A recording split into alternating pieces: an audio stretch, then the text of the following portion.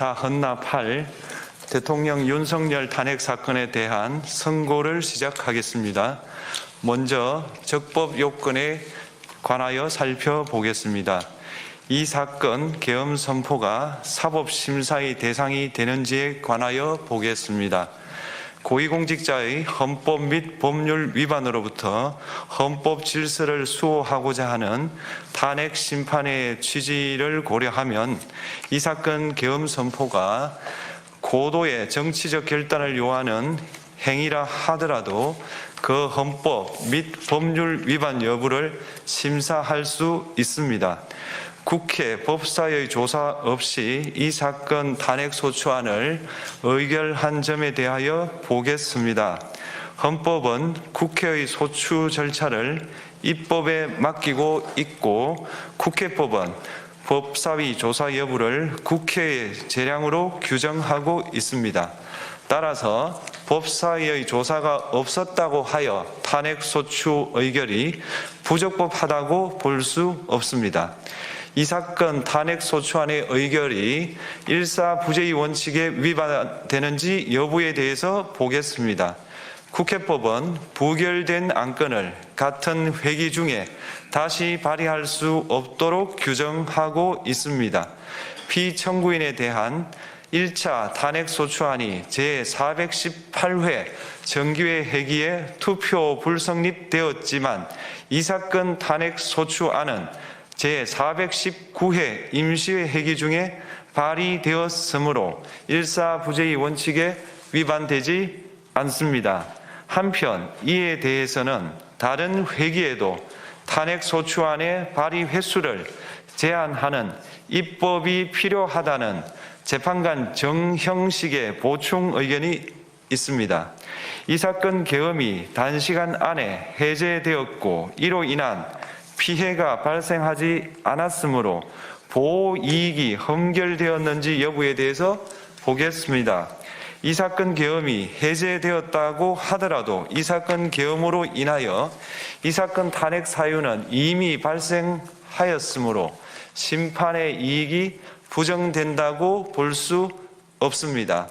소추 의결서에서 내란죄 등 형법 위반 행위로 구성하였던 것을 탄핵 심판 청구 이후에 헌법 위반 행위로 포섭하여 주장한 점에 대하여 보겠습니다.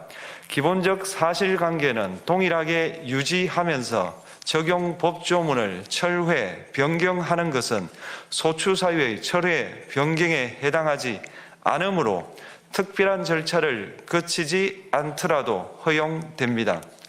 피청구인은 소추 사유에 내란죄 관련 부분이 없었다면 의결 정족수를 충족하지 못하였을 것이라고 주장하지만 이는 가정적 주장에 불과하며 객관적으로 뒷받침할 만한 근거도 없습니다. 대통령의 지위를 탈취하기 위하여 탄핵 소추권을 남용하였다는 주장에 대하여 보겠습니다. 이 사건 탄핵 소추안의 의결 과정이 적법하고 피소추자의 헌법 또는 법률 위반이 일정 수준 이상 소명되었으므로 탄핵 소추권이 남용되었다고 볼 수 없습니다. 그렇다면 이 사건 탄핵 심판 청구는 적법합니다. 한편 증거법칙과 관련하여 탄핵 심판 절차에서 형사소송법상 전문 법칙을 완화하여 적용할 수 있다는 재판관 이미선, 김형두의 보충 의견과 탄핵 심판 절차에서 앞으로는 전문 법칙을 보다 엄격하게 적용할 필요가 있다는 재판관 김복형, 조한창의 보충 의견이 있습니다. 다음으로 피청구인이 직무집행에 있어 헌법이나 법률을 위반하였는지 피청구인의 법 위반 행위가 피청구인을 파면할 만큼 중대한 것인지에 관하여 살펴보겠습니다. 우선 소추 사유별로 살펴보겠습니다. 1. 이 사건 계엄 선포에 관하여 보겠습니다. 헌법 및 계엄법에 따르면 비상계엄 선포의 실체적 요건 중 하나는 전시, 사변 또는 이에 준하는 국가 비상사태로 저가 교전 상태에 있거나 사회 질서가 극도로 교란되어 행정 및 사법 기능의 수행이 현저히 곤란한 상황이 현실적으로 발생하여야 한다는 것입니다. 피청구인은 야당이 다수 의석을 차지한 국회의 이례적인 탄핵소추 추진, 일방적인 입법권 행사 및 예산 삭감 시도 등의 전횡으로 인하여 위와 같은 중대한 위기사항이 발생하였다고 주장합니다. 피청구인의 취임 후 이 사건 계엄 선포 전까지 국회는 행안부 장관, 검사, 방통위위원장, 감사원장 등에 대하여 총 22건의 탄핵소추안을 발의하였습니다. 이는 국회가 탄핵소추 사유의 위헌, 위법성에 대해 숙고하지 않은 채 법 위반의 의혹에만 근거하여 탄핵심판 제도를 정부에 대한 정치적 압박 수단으로 이용하였다는 우려를 낳았습니다. 그러나 이 사건 계엄 선포 당시에는 검사 1인 및 방통위위원장에 대한 탄핵심판 절차만이 진행 중이었습니다. 피청구인이 야당이 일방적으로 통과시켜 문제가 있다고 주장하는 법률안들은 피청구인이 제의를 요구하거나 공포를 보류하여 그 효력이 발생되지 않은 상태였습니다. 2025년도 예산안은 2024년 예산을 집행하고 있었던 이 사건 계엄 선포 당시 상황에 어떠한 영향을 미칠 수 없고 위 예산안에 대하여 국회 예결특위의 의결이 있었을 뿐 본회의의 의결이 있었던 것도 아닙니다. 따라서 국회의 탄핵소추, 입법, 예산안 심의 등의 권한 행사가 이 사건 계엄 선포 당시 중대한 위기 상황을 현실적으로 발생시켰다고 볼 수 없습니다. 국회의 권한 행사가 위법, 부당하더라도 헌법재판소의 탄핵 심판, 피청구인의 법률안 제의 요구 등 평상시 권력 행사 방법으로 대처할 수 있으므로 국가 긴급권의 행사를 정당화할 수 없습니다. 피청구인은 부정선거 의혹을 해소하기 위하여 이 사건 계엄을 선포하였다고도 주장합니다.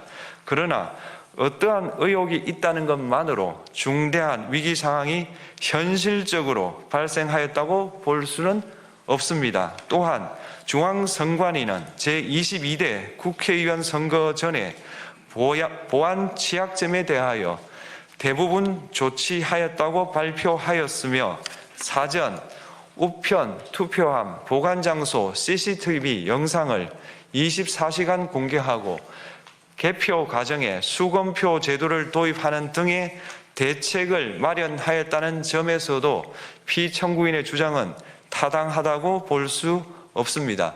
결국 피청구인이 주장하는 사정을 모두 고려하더라도 피청구인의 판단을 객관적으로 정당화할 수 있을 정도의 위기 상황이 이 사건 계엄 선포 당시 존재하였다고 볼 수 없습니다. 헌법과 계엄법은 비상계엄 선포의 실체적 요건으로 병력으로서 군사상의 필요에 응하거나 공공의 안정질서를 유지할 필요와 목적이 있을 것을 요구하고 있습니다. 그런데 피청구인이 주장하는 국회의 권한 행사로 인한 국정마비 상태나 부정선거 의혹은 정치적, 제도적, 사법적 수단을 통하여 해결하여야 할 문제이지 병력을 동원하여 해결할 수 있는 것이 아닙니다. 피청구인은 이 사건 계엄이 야당의 전횡과 국정위기 상황을 국민에게 알리기 위한 경고성 계엄 또는 호소형 계엄이라고 주장하지만 이는 계엄법이 정한 계엄 선포의 목적이 아닙니다.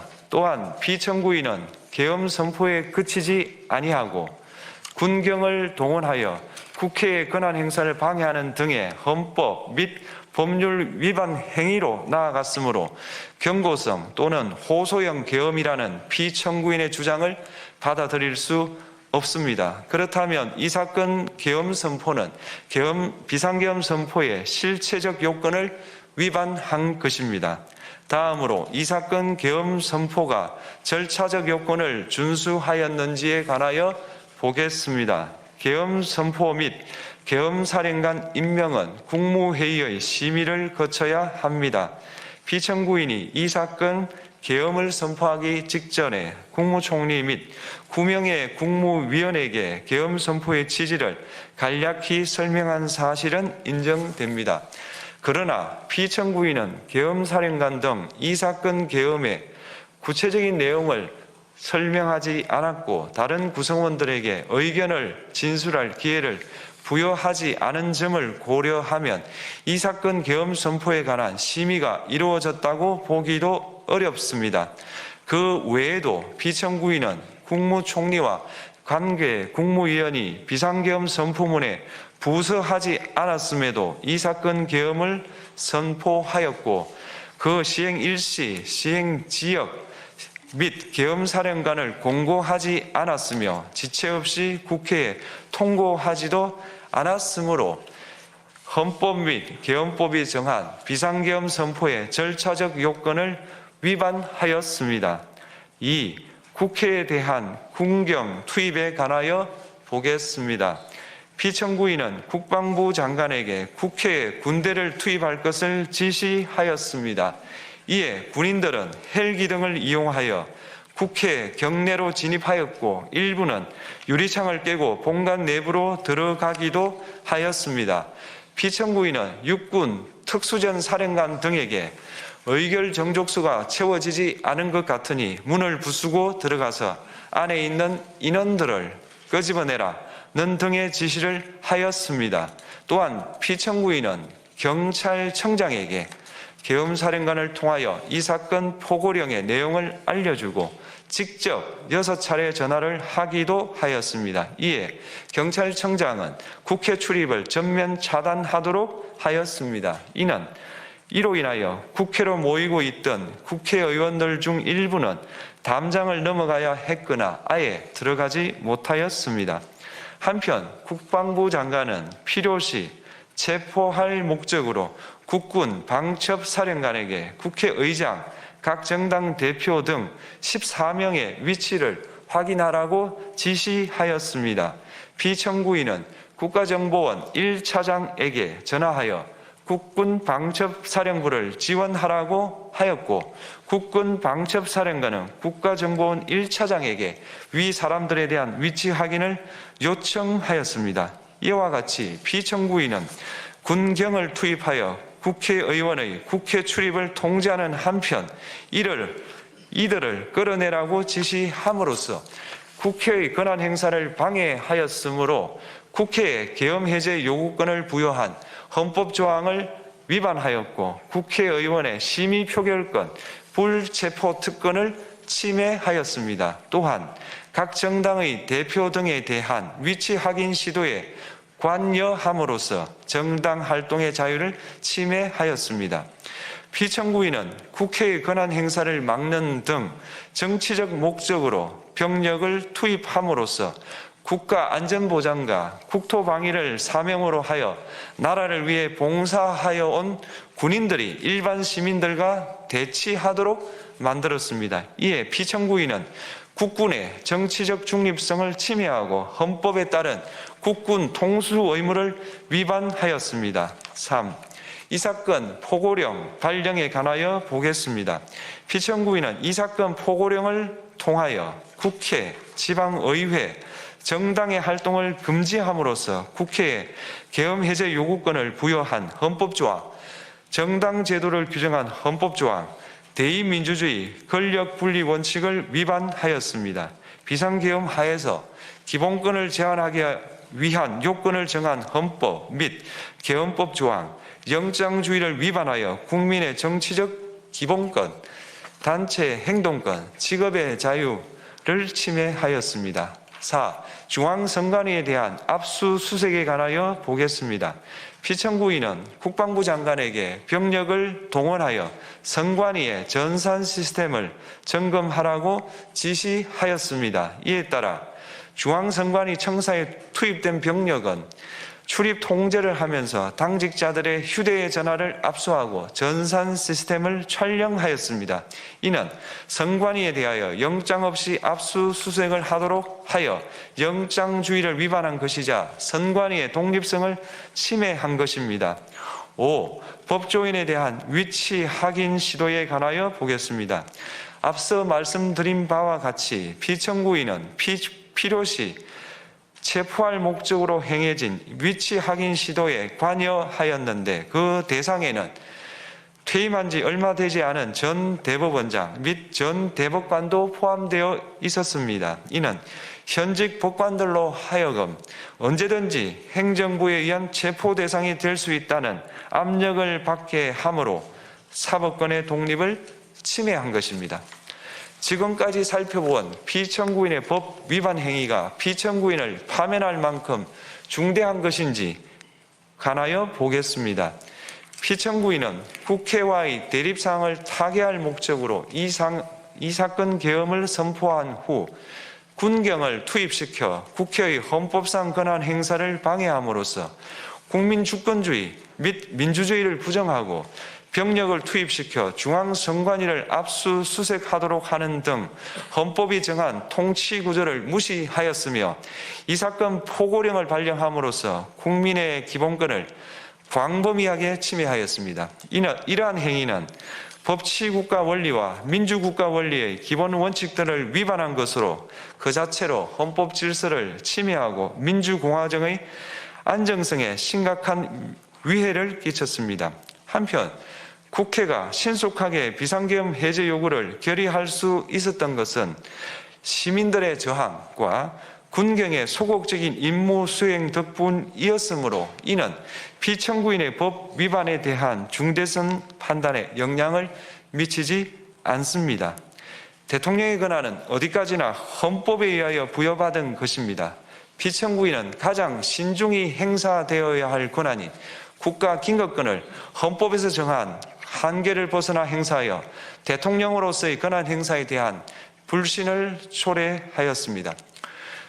피청구인이 취임한 이래 야당이 주도하고 이례적으로 많은 탄핵 소추로 인하여 여러 고위공직자의 권한 행사가 탄핵 심판 중 정지되었습니다. 2025년도 예산안에 관하여 헌정사상 최초로 국회 예산결산특별위원회에서 정액 없이 감액에 대해서만 야당 단독으로 의결하였습니다. 피청구인이 수립한 주요 정책들은 야당의 반대로 시행될 수 없었고 야당은 정부가 반대하는 법률안들을 일방적으로 통과시켜 피청구인의 제2 요구와 국회의 법률안 의결이 반복되기도 하였습니다. 그 과정에서 피청구인은 야당의 전횡으로 국정이 마비되고 국익이 현저히 저해되어 가고 있다고 인식하여 이를 어떻게든 타개하여야만 한다는 막중한 책임감을 느끼게 되었을 것으로 보입니다. 피청구인이 국회의 권한 행사가 권력 남용이라거나 국정 마비를 초래하는 행위라고 판단한 것은 정치적으로 존중되어야 합니다. 그러나 피청구인과 국회 사이에 발생한 대립은 일방의 책임에 속한다고 보기 어렵고 이는 민주주의 원리에 따라 해소되어야 할 정치의 문제입니다. 이에 관한 정치적 견해의 표명이나 공적 의사결정은 헌법상 보장되는 민주주의와 조화될 수 있는 범위에서 이루어져야 합니다. 국회는 소수 의견을 존중하고 정부와의 관계에서 관용 그리고 자제를 전제로 대화와 타협을 통하여 결론을 도출하도록 노력하였어야 합니다. 피청구인 역시 국회의 대표인 국회를 협치의 대상으로 존중하였어야 합니다. 그럼에도 불구하고 피청구인은 국회를 배제의 대상으로 삼았는데 이는 민주정치의 전제를 허무는 것으로 민주주의와 조화된다고 보기 어렵습니다.